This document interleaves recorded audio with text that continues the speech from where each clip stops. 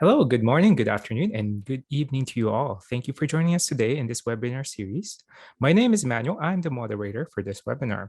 Today, we will discover how to identify and select your next museum digital project. Before we begin, I would like to share what our company is about. Our mission is obviously to redefine how knowledge is shared. More specifically, what we do is we work with museums, archives, and library and other information professionals like you to provide better access and visibility to your collection. We started focusing on bringing you the best technology and solution from around the world to create the solution you need. We are also comprised of a series of products and companies that have joined Lucidea over the last 30 years. And these brands include Sydney, InMagic, Argus, Archivera, Eloquent, and Quadrastar. I'm sure you're looking forward to this educational webinar. So let us get to know a little bit more about our speaker today. Well, she is the owner of Rachael Cristine Consulting. She provides services to museums, libraries, and archives. Her professional experience and expertise has made her a popular speaker on the topic of digital project. She has provided sessions for museums, libraries, archives, and other companies to help develop their digital perspective. She has authored several articles on the topic of collection management systems, digital projects, digital collections, and other related topics, which have been published on various websites, including our own called Lucidea's Think Clearly blogs. She specializes in museum collection management systems, digitization technology, digital project management, and digital usership. During the course of her career, she has successfully launched multiple digital projects that include advanced digitization technology, collaborated portals, and the migration of collection information into collection management system. Without further ado, Rachael Cristine Woody. Thank you so much for that introduction, Emmanuel, and thank you to Lucidea for hosting us, and thank you for attending. This particular webinar is the first in a series that we are focusing on digital projects and specifically strategies around digital projects, providing you some more information, workflows, resources, and tools to use that you can take and adapt no matter which type of museum you are working at or what type of collections you have. So very much enjoying and looking forward to speaking about this topic with you. For today, we are going to cover some of the basics. So how to identify museum digital project ideas. And in case coming up with ideas is hard for you, sometimes you can suffer a bit of writer's block, so to speak. We are going to review some of the more common museum digital project types to help serve as inspiration. And then we're going to come up with so many great ideas that you will need to eventually choose and perhaps do some prioritization around which digital projects you take on and when. So I have some prompts to help guide us through what that looks like. And then we are going to wrap this up with once you've done idea generation, once you've done some prioritization around it, we are going to get into how you would build and use a blueprint for what the future work would look like in terms of what digital projects happen when, what resources do you need, how long do they take, that kind of thing. So we're going to give you some things to think about and a structure to take back with you so that you can sort of plug and play with your ideas and hit the ground running. So how to identify museum digital project ideas. And for this, I do want to emphasize creating both like a mental and a physical space for your brain to be in prime idea generation mode. So what I recommend here is what I call an ideas date. So choosing a date and time in your calendar that is like not today and not in the immediate next couple of days, but choose like 1 to 2 weeks out for at least 2 hours of just like dedicated thinking time. And the reason why I say not today or in a couple of weeks is because having it out further out will help you better protect that time. And it'll also have you at least more mentally prepared for it, knowing that it's coming up in your calendar. So definitely block this out in your calendar so that no one else can book and sort of usurp that time. and definitely protect that space. So if people email or if there's a pressing meeting that comes up, use your best judgment in terms of whether it is truly an urgent matter and whether that meeting can actually wait until the next day. Otherwise, you may be rescheduling your idea date many times. The next thing is trying to choose a location that will work for you. So, removing yourself from your usual workspace and creating a physical space where you won't be interrupted and you also won't be distracted. So, this is typically not a space that will be at your home or at your work, and you essentially need to be off campus. Also, when you are choosing that space, choose a space that offers the environment that you tend to think best in. For some people, that can be a hopping coffee shop with, a constant background noise that helps your brain work. Other times you need like a very quiet but outside space, or quiet and like a inside a library space. So think about that and be very intentional about what sort of space you choose that will work best for you and your brain. And then in the lead up to the idea state, you'll notice that you will start thinking of ideas the closer it gets. And so, because your brain has been given that task and it knows that that ideas date is coming up in like the next week or 2 weeks, it is processing that in the background as you work on other things. And so, your brain will start generating ideas towards that. Capture those on like a post-it, a scrap piece of paper, what have you, to bring with you to think on further at the idea state. That way the idea doesn't distract you in the moment, but also that way you don't forget it either, which is the worst when you know you've had a brilliant idea but did not write it down. So those are the steps and the strategies that I recommend to get you started in the idea generation mode. For getting the ideas flowing, and if this is particularly hard for you, there are some questions that I recommend to clients to consider. So think of answering these as prompts to help get the ideas out. The first prompt is, what would make your life easier? And in this case, specifically your job. So, what sort of digital project could you do at your museum that you are capable of doing that would help make your life, your job easier? The next prompt to think about is, what have people repeatedly asked for? So, people could be your colleagues, it could be like the development department or the marketing and communications department.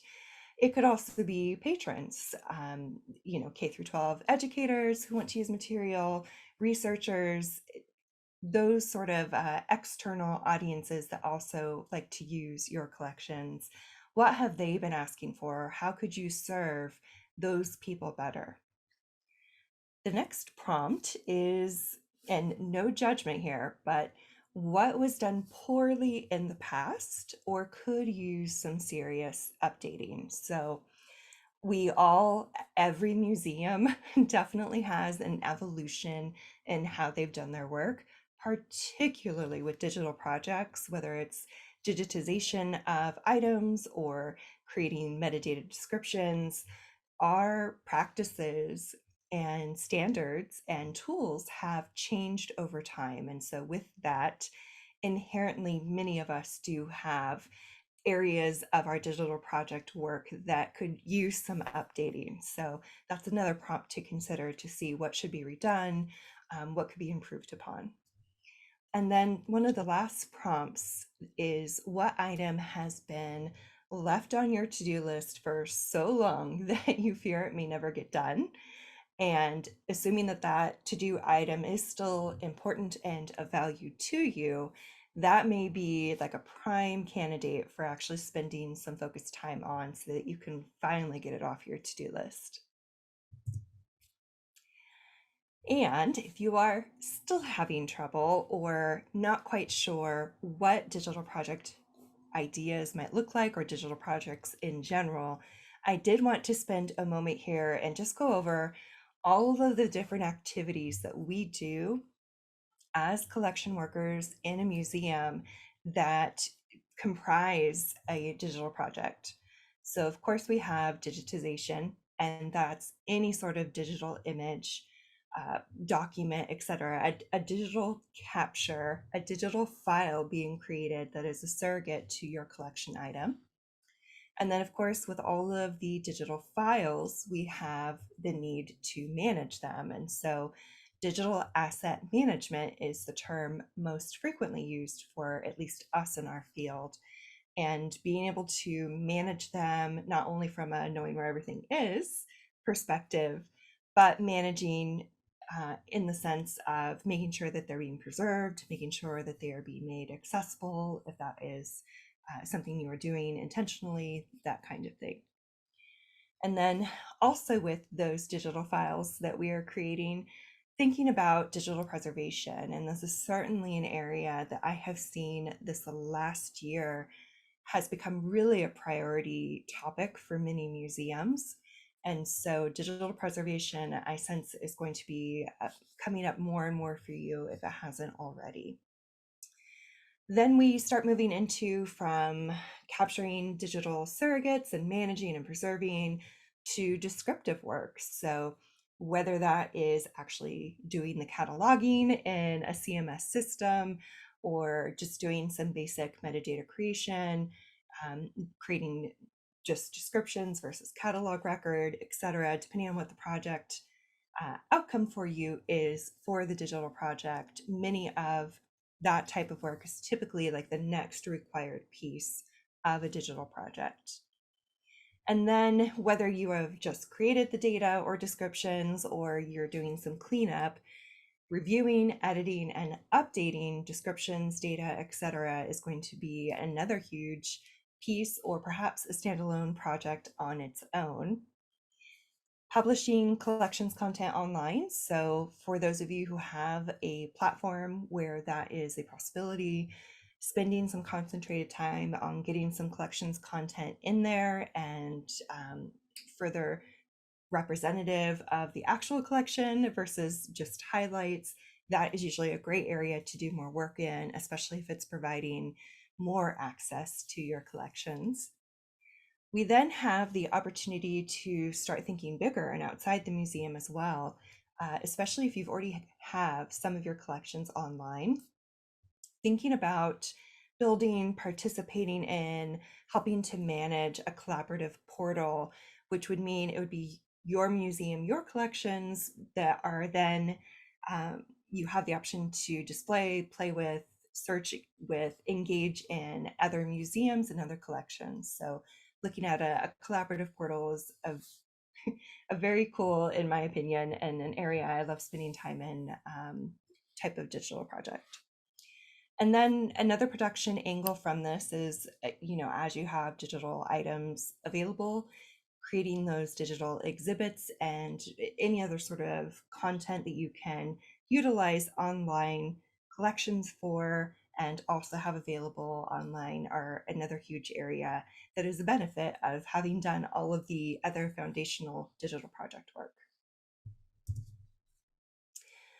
Okay, so we've covered like 3 different ways you can start generating ideas. And at this point, you should hopefully have enough ideas that you need to sort of evaluate and sort of narrow it down. So, because you can't do all of them, but the goal is to at least have enough to choose from, right? So, first questions to consider, and these are like the first 2 things to make sure you vet your ideas against before you go any further. The first one is, does this digital project idea support and match with the museum mission, strategic plan, initiatives, whatever sort of vision statement, whatever it is that is guiding your museum and the decisions being made by the museum, your project should fit in there.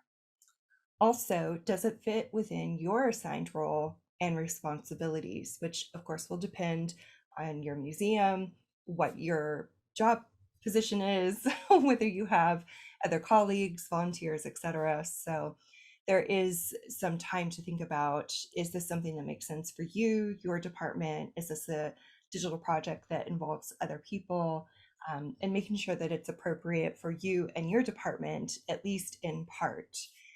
Otherwise, it's not a good match for you. Then compare the ideas to how well they meet the criteria that we looked at in the how to identify digital project ideas prompt. So, one of the first prompts we went through in this webinar. And as a refresher, that was asking questions like which digital project ideas will help make our life easier? What sort of products or requests have the people we serve made, whether those are colleagues or patrons?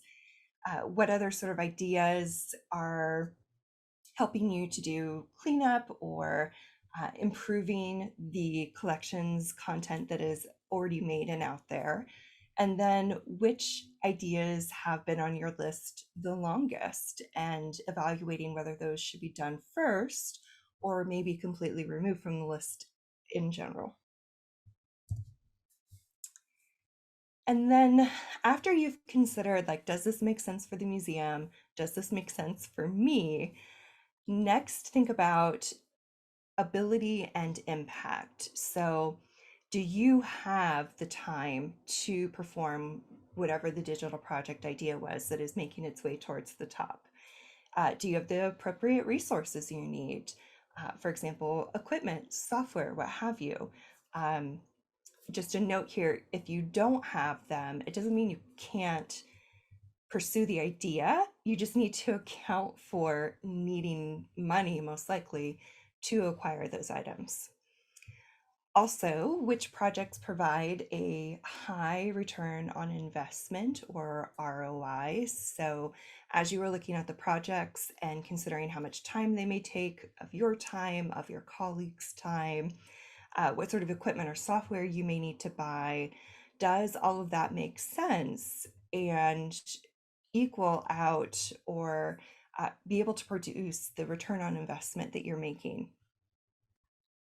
Which projects will have the largest or longest positive impact?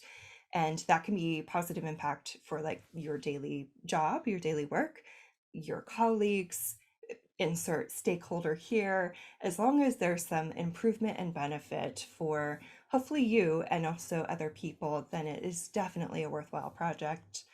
And then which project or projects are you the most excited about? Because, of course, if we are able to come to work excited and we are able to work on a 1 to 2 year long project while maintaining excitement for most of that, it'll make it a much more happy and positive experience for yourself, as well as produce a better quality project.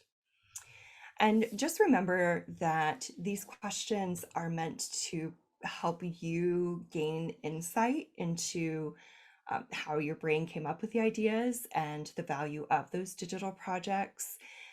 And while they are meant for guidance, etc., this is not an exact science. So even as you go through these prompts, it's still going to be a little bit of a, okay, perhaps you speak with your boss, colleagues, etc. So just know that it is more of an art than a science. Okay, so we've gone through idea generation for digital projects. We've gone through some different ways of how to evaluate those project ideas to identify and sort of let the more worthwhile ones raise to the top. And now we're going to review how you would build a digital project blueprint for the future. And so this could be for like the next year doing your planning, or like the next 5 years. For you, and especially if this is like the first time you're doing this type of work, I recommend keeping the window shorter, so for the next year. And as you are thinking about it, and especially if you're doing more than one digital project, we need to make sure that they're all going to fit together in a way that makes sense.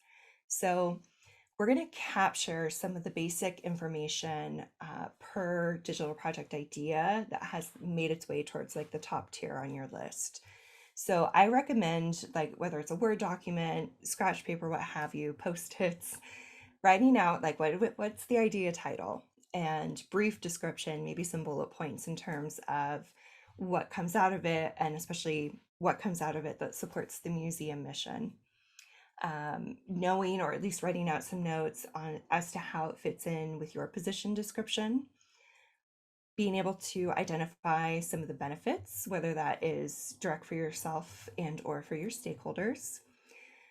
Whatever the anticipated ROI is, so that return on investment. So what are some of the products, outcomes, etc., that you can at least foresee at this point in the idea generation? And what are the resources that you need to execute the idea that you don't have currently? So between that and whether or not you're excited about it, creating these project profiles will help you at least have like a snapshot view of the basics to each of them. And that will also help you capture some critical idea information now and while you were thinking about it, versus just having like a list of ideas that you didn't really fully flesh out with text. That way you have these ready and you can draw on them at any time, versus forgetting that you had this awesome idea or having to go through the work of thinking of it all over again. So now that we have those ideas fleshed out a little bit more, we've got the digital project idea profile down, we're going to create a timeline to map out where it makes sense to put those projects. And again, if you're a person where it's just going to be the one digital project for the year, great. We can do that same sort of timeline, but with some of the other projects or tasks that you do. Or if you're someone who does multiple digital projects, same thing, we still need to make sure that they make sense and the activities that you do make sense within the timeline. So depending on where you're at and where you're comfortable doing some of this mock planning, you can choose anywhere from like 1 to 5 and maybe even 10 years if that is something that you enjoy thinking about. But again, if you're on the newer side of this, the shorter is going to be easier for you. Write out your ideas and the estimated time durations. So I know we've not done a lot of calculating yet on that. You should have a sense of like, oh, this is like a 3-month project versus like a 3-year project kind of thing. And then consider whether the projects can be done, completely independently. It doesn't matter which one is done when, or if this digital project A has to happen and be finished before this digital project B. So also paying attention to whether or not they depend on the other one being done. And then depending on what your overall timeline looks like, it may be advantageous for you to either increase the project scope, take up more time, have more product deliverables that come out of it, what have you. Or if it is actually too large or you don't have enough time to devote to the current scope, breaking that project idea scope into phases then. So in that sense, perhaps you only do a piece of it and it's its own discrete digital project for this year. And then play with the idea placement on your timeline until you feel comfortable. So you are ultimately the one that is at least the champion of this idea, if not the ultimate project manager. And knowing that we are choosing these ideas, making sure that they fit within your department and position description, and making sure that there's at least some benefit for you and the people you serve. This is definitely one of the more important parts of the blueprint, is to make sure that it makes sense for you. It can be an amazing idea, but if it takes up too much time and you don't have the capacity to execute it within the amount of time that you usually work per day, etc., then it is not going to be a fun experience for you, and it will threaten the success of the project too. So for a couple of reasons, you need to be very comfortable with where your project placement is, because it does ultimately impact you and the success of the project. So when to use this blueprint, you can refer to this blueprint, even if it's not in like a formalized, beautiful way, Anytime you're near the completion of a digital project or a current project, and you need to begin thinking about what's next, or maybe a project falls through and you need to slot in another project, you have the opportunity and room for a different project. So having these ready to go, especially those project profiles, will be tremendously helpful to reference in the future. Also, if your museum is doing any kind of grant writing, donor cultivation, fundraising, etc., having these project ideas ready to go means you will be able to jump on those types of financial opportunities faster and more effectively because you've already done some of this critical thinking and all of the ideas you've already done at least a good first level of vetting in terms of, does this project make sense for the museum, for me, for our stakeholders? So you've already done some great foundational work to be able to go after a grant, even though you only have a couple of weeks before the deadline.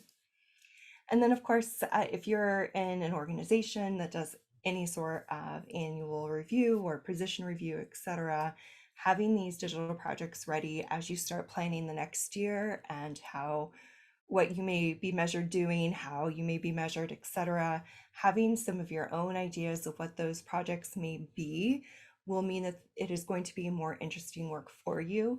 And of course, we've talked before about how the interesting work will make it a much more better experience for yourself, and it will also result in a better project outcome. So these are just a few ways doing some of this preliminary and intentional work can benefit you in the longer term, not just the immediate term. So I do have some additional blog posts that have been published on Lucidea's Think Clearly blog.